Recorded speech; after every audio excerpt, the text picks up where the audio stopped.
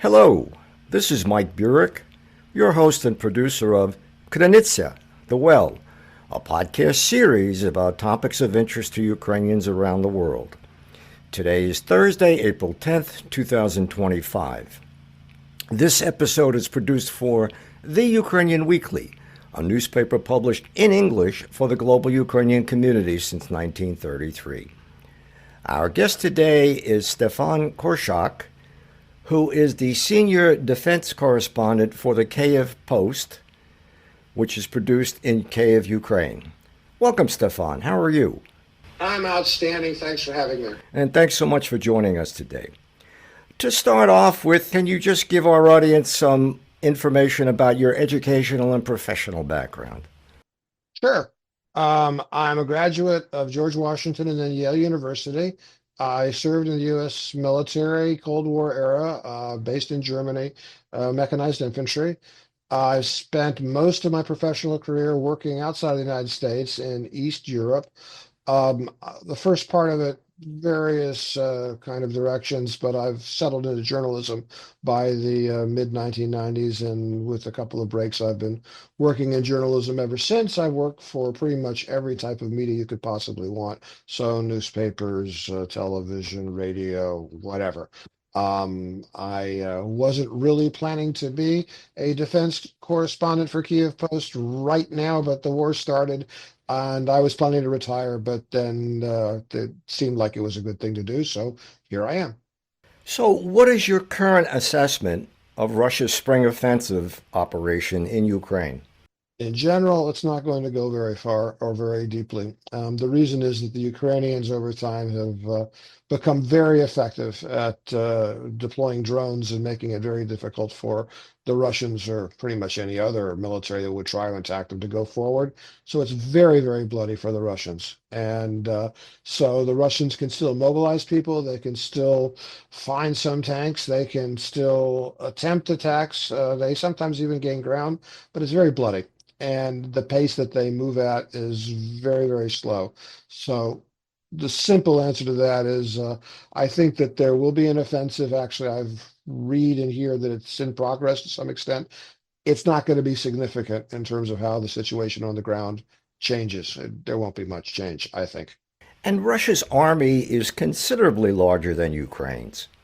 Does Ukraine have any strategic advantages to overcome this deficit of manpower? Yes, I would say that there are two big ones. The main one is that they're fighting for their country. They're on their own land. They are literally fighting for their homes and families, and that translates to motivation, professionalism, effectiveness, willingness to fight, willingness to accept casualties, willingness to sacrifice. And it's very difficult to overcome that with an army that is paid or motivated by other means. And we've seen this repeatedly, Vietnam, Afghanistan, as you wish. So that's really the very most deep, basic Ukrainian advantage. And the Russians have struggled to overcome it for years. The other advantage I would say is I've already referred to it. It's the drones. The Ukrainians lead the world right now in the use of FPV drones. Also, long-range strike drones, but the FPV drones that are used on the battlefield, the Ukrainians are using in more quantity than anybody ever has. They have developed their tactics to a more sophisticated level, literally, than anybody ever has. And these are things that the Russians are struggling to overcome.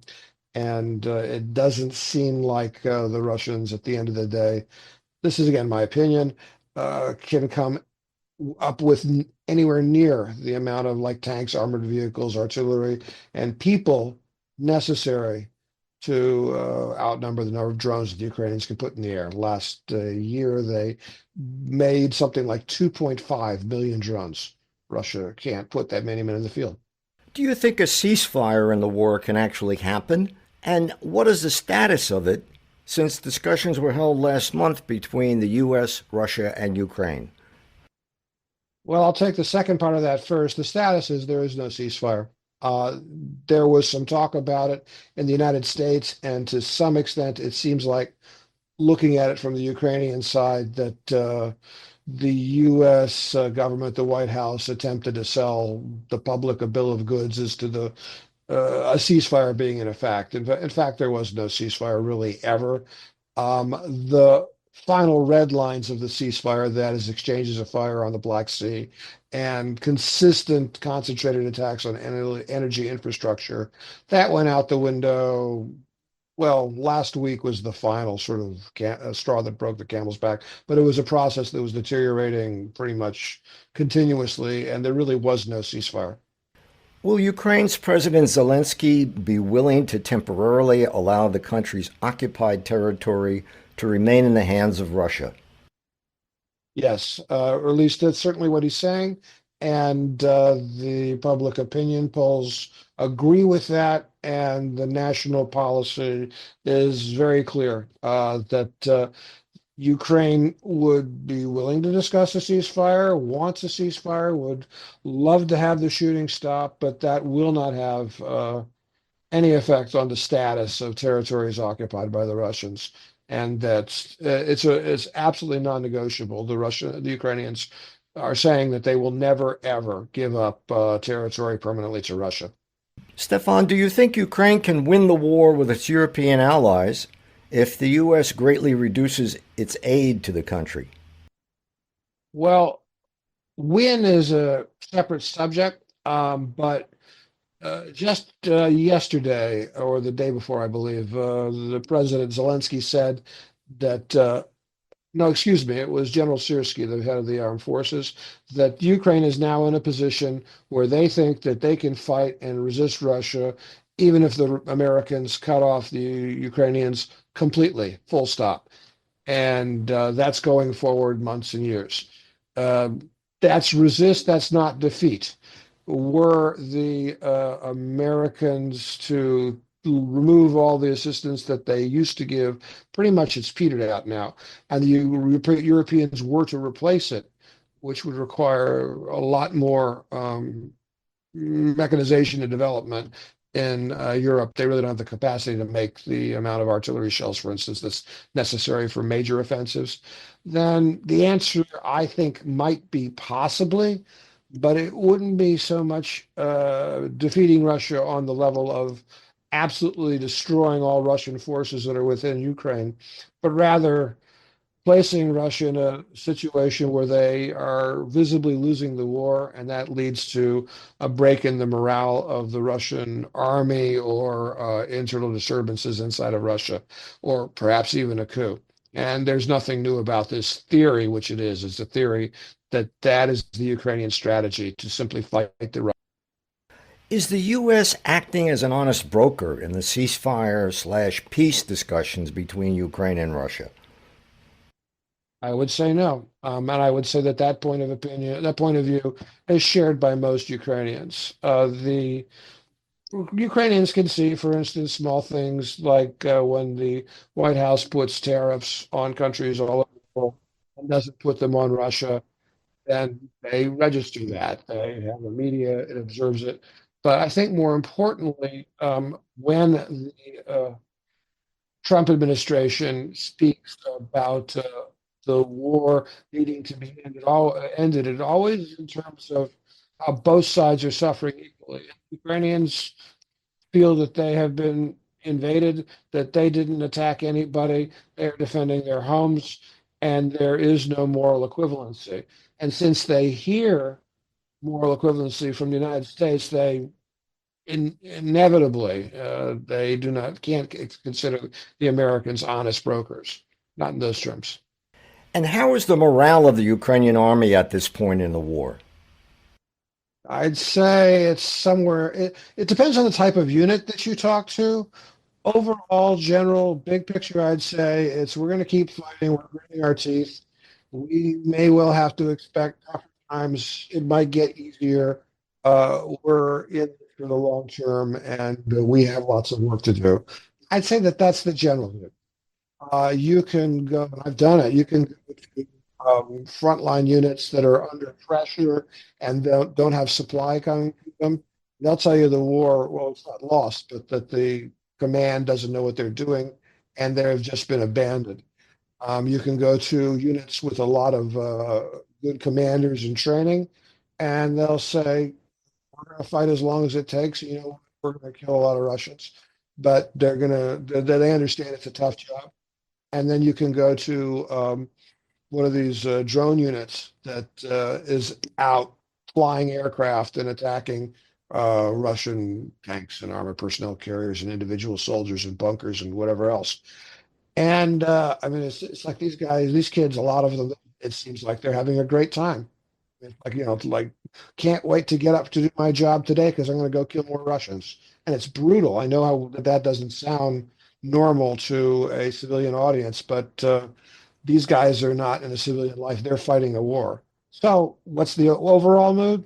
We're going to fight, I guess, but there are definitely islands of concern and worry. Russians until the Russians give up.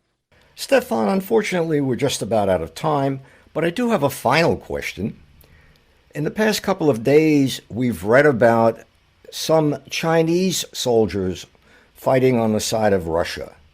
What do you make of these reports? First of all, do you think they're true? And secondly, does this mean China has now entered the war on the side of Russia?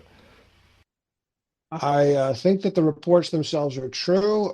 We in Kiev Post have a young man who is from Hong Kong, and we vetted what those Chinese guys were saying, and we're sure that it's authentic, and that is what the government is saying. It is, however, a long established fact that the Russians are hiring, they're firing mercenaries from all over the world. And they have tried to get them from Cuba, from Central Africa, from other former Soviet states like Kyrgyzstan, Uzbekistan, places like that.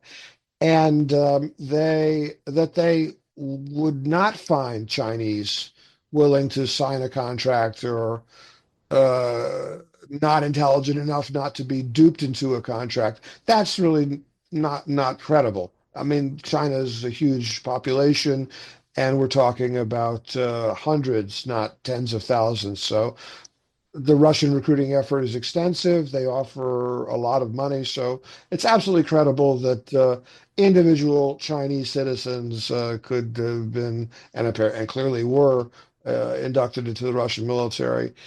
It is not consistent with Chinese national government policy. It is not. It doesn't look anything like the North Koreans who came as informed units, as trained soldiers. What the Chinese here look like is men from China who, by whatever means, found their way into the Russian military because they thought it was a good way to make money. Stefan, thank you so much for joining us today. Thank you. Had a great time. Glad to talk to you. I have been speaking with Stefan Korshak, who is the senior defense correspondent for the Kiev Post, published in Kiev, Ukraine. This episode of Krynytsia is produced for The Ukrainian Weekly, a newspaper published in English for the global Ukrainian community since 1933.